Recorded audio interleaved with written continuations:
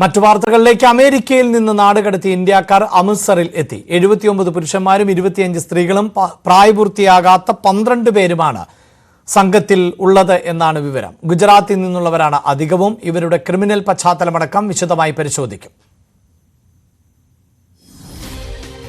വാർത്തയുടെ വിശദാംശങ്ങളുമായി കിരൺ ബാബു ആണുള്ളത്. കിരൺ, 18,000-ഓളം ഇന്ത്യക്കാർ അനധികൃതമായി തുടരുന്നു എന്നാണ് അമേരിക്ക വ്യക്തമാക്കുന്നത്. അതിൽ ഉള്ള സംഘം ആണിപ്പോൾ ഇന്ത്യയിലേക്ക് എത്തുകയും ചെയ്തിട്ടുള്ളത്. ഇവരിപ്പോൾ എവിടെയാണുള്ളത്? എന്താണ് ഇവരുടെ പശ്ചാത്തലമെന്ന് കൂടുതൽ അന്വേഷിക്കേണ്ട സാഹചര്യമാണോ ഉള്ളത്? അഭിലാഷ്, ഇന്നലെ അമേരിക്കയിലെ ടെക്സാസിൽ നിന്നാണ് തിരിച്ചത് വിമാനം. C-17 വ്യോമസേന വിമാനത്തിലാണ് 205 ഇന്ത്യക്കാരുമായി വിമാനം എത്തിയത്. അത് അമൃത്സറിലാണ് എത്തിച്ചേർന്നിരിക്കുന്നത്. ഇന്ന് രാവിലെ എത്തിച്ചേരുമെന്നാണ് നേരത്തെ അറിയിച്ചിരുന്നെങ്കിലും അത് ഇന്ന് ഉച്ചയോടുകൂടിയാണ് അമൃത്സറിൽ ഈ വിമാനം എത്തിച്ചേർന്നത്. 205 ഇന്ത്യക്കാരാണ് ഇതിലുള്ളത്. ഇനി ഇന്ത്യ ചെയ്യേണ്ടത്, നേരത്തെ തന്നെ ഇന്ത്യ ഈ 205 വരെ അവിടുന്ന് ഡീപ്പോർട്ട് ചെയ്യുന്നതിന് തൊട്ടു മുമ്പായി തന്നെ ഇന്ത്യൻ എംബസി ഉദ്യോഗസ്ഥർ ഇവരുടെ രേഖകൾ പരിശോധിച്ച് ഇവർ ഇന്ത്യക്കാരാണോ എന്ന് ഉറപ്പുവരുത്തിയിരുന്നു. ഇനി അത് ഒരിക്കൽ കൂടി ഉറപ്പുവരുത്തുന്നതിന്റെ ഭാഗമായി ഇവരെ എല്ലാവരെയും പോലീസ് ചോദ്യം ചെയ്യും. നിങ്ങൾ എവിടെ നിന്നാണ് പോയത്, എങ്ങനെയാണ് അമേരിക്കയിലേക്ക് പോയത്, അത് രേഖകളില്ലാതെ അനധികൃതമായ കുടിയേറ്റമായിരുന്നോ അതോ മറ്റെന്തെങ്കിലും കാരണത്താൽ രേഖകൾ നഷ്ടപ്പെട്ടതാണോ, സ്റ്റുഡൻറ് വിസയിലോ അല്ലെങ്കിൽ മറ്റേതെങ്കിലും വിസയിലോ പോയിട്ട് അതിൻ്റെ കാലാവധി കഴിഞ്ഞ് അവിടെ കുറച്ചു കാലം മാത്രം നിന്നതായിരുന്നു. അത്തരം കാര്യങ്ങളെല്ലാം ഇന്ത്യക്ക് വിശദമായി തന്നെ അറിയേണ്ടതുണ്ട്. അതിനുശേഷം ഇവരെ ജന്മനാടുകളിലേക്ക് എത്തിക്കുക. ഇപ്പോൾ അമൃത്സറിലാണ് വിമാനം ഇറക്കിയിരിക്കുന്നത്. നേരത്തെ ഡൽഹിയിൽ വിമാനം ഇറക്കുമെന്നാണ് പറഞ്ഞിരുന്നത്. പക്ഷേ അത് അമൃത്സറിലേക്ക് മാറ്റുകയായിരുന്നു. കൂടുതൽ പേർ പഞ്ചാബികളാണ് എന്നതുകൊണ്ടാണ് അമൃത്സറിലേക്ക് മാറ്റിയതെന്ന് ഒരു വെർഷനുണ്ട്. അതല്ല, ഇന്ത്യ നിർദ്ദേശം അനുസരിച്ചാണ് ഡൽഹിയിൽ ഇറക്കേണ്ടതില്ല, രാജ്യത്തിൻ്റെ തലസ്ഥാനത്ത് അങ്ങനെ ഒരു ഡീപ്പോർട്ട് ചെയ്ത ആളുകളെ ഇറക്കേണ്ടതില്ല എന്ന് തീരുമാനിച്ച് അത് അമൃത്സറിലേക്ക് ഇറക്കുകയായിരുന്നു എന്ന് പറയുന്നു. എന്നാൽ ഇക്കാര്യത്തിലൊന്നും ഒരു ഔദ്യോഗികമായ ഒരു വിശദീകരണം ഇന്ത്യയുടെ ഭാഗത്തു നിന്നോ അമേരിക്കയുടെ ഭാഗത്തു നിന്നോ ഇതുവരെയും വന്നിട്ടില്ല. അമേരിക്കയിൽ നിന്ന് ഇന്നലെ വിമാനം ഉയർന്ന ശേഷവും ഇന്ത്യ ഔദ്യോഗികമായി സ്ഥിരീകരിച്ചിരുന്നില്ല ഇന്ത്യയിൽ എവിടെയാണ് ഇത് എത്തുന്നതെന്ന്. നേരത്തെ തന്നെ ഇത്തരം ചർച്ചകൾ നടന്നു. വിദേശകാര്യ മന്ത്രി അടക്കമുള്ളവരുമായി ഇത്തരം ചർച്ചകൾ നടത്തിയിരുന്നു. ഇന്ത്യക്കാർ ആരെങ്കിലും അനധികൃതമായി അമേരിക്കയിലുണ്ടെങ്കിൽ അവരെ സ്വീകരിക്കാൻ തയ്യാറാണ് എന്നുള്ളത് നേരത്തെ തന്നെ അറിയിച്ചിരുന്നു. സ്വാഭാവികമായും ഇന്ത്യ അമേരിക്ക ബന്ധം വെച്ച് നോക്കുമ്പോൾ ഒരു രാജ്യത്ത് രേഖകളില്ലാതെ അനധികൃതമായി ആരെങ്കിലും താമസിക്കുന്നുണ്ടെങ്കിൽ അവരെ ആ രാജ്യം സ്വീകരിക്കുക എന്നുള്ളത് അന്താരാഷ്ട്ര മര്യാദയാണ്. അതനുസരിച്ചാണ് ഇന്ത്യയും അങ്ങനെ സ്വീകരിക്കാം എന്ന് സമ്മതിച്ചത്. 18,000-ഓളം ഇന്ത്യക്കാരാണ് രേഖകളില്ലാതെ അമേരിക്കക്കാരുടെ കണക്കിൽ അനധികൃത കുടിയേറ്റക്കാരായി അമേരിക്കയിൽ ഉള്ളത്. അങ്ങനെ 18,000-ഓളം പേരെ ഉള്ള ആദ്യ സംഘത്തെയാണ് ഇപ്പോൾ, അതിൽ 205 പേർ മാത്രമാണ് ഇപ്പോൾ എത്തിയിരിക്കുന്നത്. ഇനി ബാക്കിയുള്ള എല്ലാവരെയും ഇന്ത്യയിലേക്ക് മടക്കി അയക്കണം എന്നുള്ളതാണ് അമേരിക്കയുടെ നിലപാട്.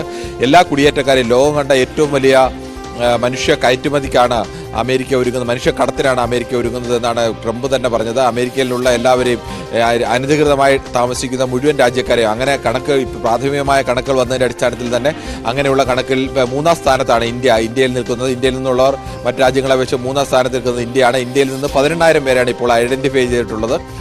മറ്റ് ചില അനൌദ്യോഗിക കണക്കുകളൊക്കെ അനുസരിച്ച് ഏകദേശം 7.25 ലക്ഷത്തോളം ഇന്ത്യക്കാർ അമേരിക്കയിലുണ്ട് എന്ന് പറയുന്നു. അതിലെല്ലാവരും ഈ അനധികൃത കുടിയേറ്റക്കാർ എന്ന് പൂർണ്ണമായും പറയാൻ കഴിയില്ല. ചിലരൊക്കെ സ്റ്റുഡൻറ് വിസയിലും അങ്ങനെ മറ്റു പല വിസകളിലൊക്കെ പോയി ദിവസങ്ങളൊക്കെ കഴിഞ്ഞവരായിരിക്കും, അല്ലെങ്കിൽ അങ്ങനെയുള്ള ആളുകളൊക്കെ അടക്കമുണ്ട്. പക്ഷേ ഇവരെ എല്ലാം രേഖകളില്ലാത്ത എല്ലാവരെയും അനധികൃത കുടിയേറ്റക്കാർ എന്ന ഗണത്തിലാണ് അമേരിക്ക ഇപ്പോൾ പെടുത്തുന്നത്. ലോകത്തിൻ്റെ വിവിധ രാജ്യങ്ങളിൽ നിന്ന് ഇങ്ങനെ അമേരിക്കയിൽ വന്ന് താമസിക്കുന്ന ആളുകളെ അവരുടെ സ്വന്തം രാജ്യത്തേക്ക് മടക്കി അയച്ചുകൊണ്ടിരിക്കുകയാണ്. അങ്ങനെ മടക്കി ഏറ്റെടുക്കാൻ തയ്യാറല്ലാത്ത രാജ്യങ്ങളിലെ ആളുകളെയാണ് അവർ ഗ്വാണ്ടനാമോയിലടക്കം ജയിലുകൾ നിർമ്മിച്ച ജയിലുകളിലേക്ക് അയക്കാനുള്ള തീരുമാനവും നടപ്പാക്കിക്കൊണ്ടിരിക്കുന്നത്.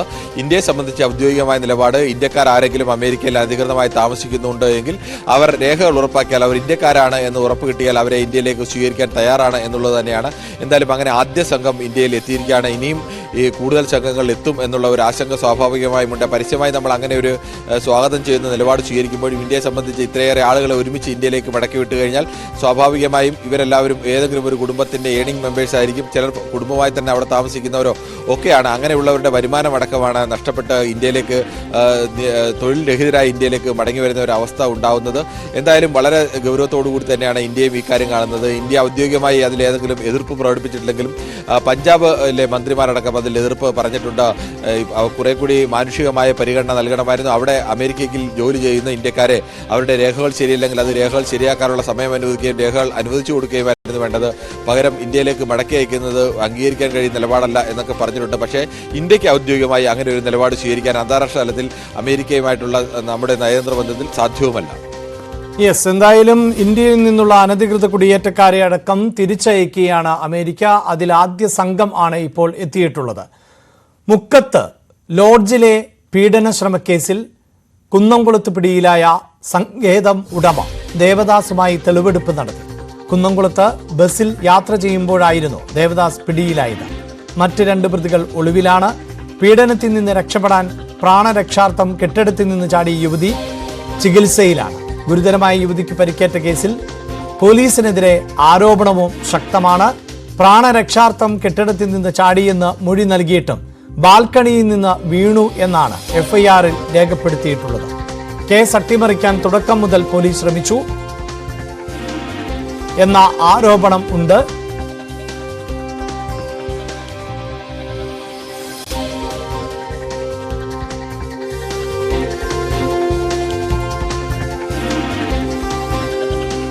കുട്ടി അതിനകത്ത് പറഞ്ഞിട്ടുള്ളത് പീഡിപ്പിക്കാൻ ശ്രമിച്ചപ്പോൾ പ്രാണരക്ഷാർത്ഥം ഇതിന്റെ മുകളിൽ നിന്ന് താഴോട്ട് ചാടിയെന്നാണ്. പക്ഷേ എഫ്ഐആറിൽ പോലും അവർ കാണിച്ചിട്ടുള്ളത് ബാൽക്കണിയിൽ നിന്ന് വീണു എന്നൊക്കെയാണ്. അത് എന്തൊക്കെയോ ദുരൂഹതയിൽ നിന്ന് നമുക്ക് ഫീൽ ചെയ്യുന്നുണ്ട്. പക്ഷെ നമ്മൾ ബന്ധപ്പെട്ട എത്രത്തോളം ബന്ധപ്പെട്ട് പോലീസുകാർ ബന്ധപ്പെടും, നമ്മളെ ഡ്യൂട്ടി ചെയ്തോളാം എന്നുള്ളൊരു മറുപടിയാണ് അവിടെ നിന്ന് കിട്ടുന്നത്. വിഷമത്തോടു കൂടിയാണ് നമ്മൾ ആ വീഡിയോ വിട്ടത്. കാരണം ജനങ്ങളെങ്കിലും സത്യം അറിയണം. പ്രത്യേകിച്ച് അദ്ദേഹം ഈ മാന്യൻ എന്ന് പറയപ്പെടുന്ന ആ വ്യക്തി തന്നെ അയാൾ ഒരുപാട് നുണക്കഥകൾ പ്രചരിപ്പിക്കുന്ന സമൂഹത്തിൽ ഈ കുട്ടിക്കെതിരായിട്ട്. അന്ന് ഇയാളെ കൂടി 2-3 പേരല്ലേ താമസിക്കുന്ന ഒരു വീടായിരുന്നു. അവിടെ 2 കുട്ടികൾ ഓൾറെഡി പോയിട്ടുണ്ടായിരുന്നു. അതും നിർബന്ധപൂർവ്വം പറഞ്ഞയച്ചതാണോ എന്താണെന്ന് അറിയില്ല. അതിന് പറയില്ല കഥ എനിക്കറിയില്ല. 2 പേരും അവിടെ ഉണ്ടായിരുന്നില്ല. കുട്ടി തനിച്ചായിരുന്നു അവിടെ ഉണ്ടായിരുന്നത്. ആ കുട്ടി തനിച്ചുള്ള സമയത്താണ് ഏകദേശം ഒരു 11 മണിയോട് കൂടിയിട്ട് അവർ പോവുകയും അവർ ബലമായിട്ട് പിടിക്കുകയും അതിനകത്ത് വിഷ്വലിൽ തന്നെ അവരുടെ ഓഡിയോ കൃത്യമായിട്ട് പറയുന്നുണ്ട്. അതിനകത്ത് കാണുന്നുണ്ട് ഒച്ചവർക്ക് നിന്റെ മാനം കളയും, മാനം പോകുന്നൊക്കെ കൃത്യമായിട്ട് പറയുന്നുണ്ട്. ഇതും ഒരു തെളിവായിട്ട് ഒരു സഫീഷ്യന്റ് ആയിട്ടുള്ള തെളിവല്ല എന്ന് പറയുമ്പോൾ സത്യം പറഞ്ഞ ഖേദകരമാണ്. സത്യത്തിൽ ദുഃഖം തോന്നുന്നുണ്ട്. കേരള പോലീസ് സത്യം പോലീസിൽ കുറ്റം പറയുകയല്ല. ഈ സ്ത്രീയുടെ മൊഴി അനുസരിച്ചാണ് നമ്മൾ കേസെടുത്തിരിക്കുന്നത്. അപ്പോൾ ആ സമയം കേസ് രജിസ്റ്റർ ചെയ്യുന്ന സമയം ഈ സ്ത്രീയുടെ തൊഴിൽ ചെയ്യുന്ന സ്ഥലത്തിന്റെ ഉടമതനെതിരെയാണ് ഈ പരാതി വന്നിരുന്നത്. ആ സമയത്ത് അതിന്റെ നിജസ്ഥിതി പെട്ടെന്ന് അറിയാനുള്ള ഒരു വേറെ എന്തെങ്കിലും ഇഷ്യൂ ഉണ്ടോ എന്നുള്ളതൊന്ന് വെരിഫൈ ചെയ്യേണ്ടതുണ്ടായിരുന്നു. പിന്നീട് നമ്മൾ ആ സ്ത്രീയുടെ കറക്റ്റ് മൊഴിയെടുത്തു. അതിൽ എഫ്ഐആർ അതിനനുസരിച്ച് തന്നെ രജിസ്റ്റർ ചെയ്തു. പിന്നെ ഈ പ്രതി അബ്സ്കൗണ്ടിങ് ആയിരുന്നു. അപ്പം നമ്മൾ അതിനെ ഈ പ്രതിയെ പിടിക്കാനുള്ള എഫേർട്ടിലായിരുന്നു. അത് സഫലമാവുകയും ചെയ്തു. ഇന്നലെ പ്രതിയെ നമ്മൾ അറസ്റ്റ് ചെയ്തു ഈ കേസിൽ. ഇയാൾ എങ്ങനെയാണെന്നുള്ളത് അതങ്ങനെ നമുക്ക് റിവീൽ ചെയ്യാൻ പറ്റില്ല. പക്ഷേ നമ്മൾ എഫേർട്ട് എടുത്തിട്ട് എല്ലാ സോഴ്സിൽ കൂടിയും ഇയാളെ കാറ് റെയിൽവേ സ്റ്റേഷനിൽ വെച്ചിട്ടാണ് പോയത്. അപ്പം നമ്മളെ അത് ട്രെയിനിൽ പോയി എന്നുള്ളത് തെറ്റിദ്ധരിപ്പിക്കാൻ വേണ്ടിയാകാം. ആ ബസ്സിനകത്ത് പിന്നെ ബസ്സിൽ പോയി എന്നുള്ള ഇൻഫർമേഷൻ ഞങ്ങൾക്ക് കിട്ടി. അങ്ങനെ നമ്മൾ ബസ്സിലെ ടിക്കറ്റും മറ്റു കാര്യങ്ങളും വെരിഫൈ ചെയ്തു. ഇയാളെ പോയ ബസ് ഞങ്ങൾ കണ്ടുപിടിച്ചു. അങ്ങനെ ഓൺ ദ വേയിൽ ഞങ്ങൾ ആ കണ്ടക്ടറെ കൊണ്ട് ഐഡന്റിഫൈ ചെയ്യിപ്പിച്ചിട്ട് ഇയാളെ അറസ്റ്റ് ചെയ്യുകയായിരുന്നു.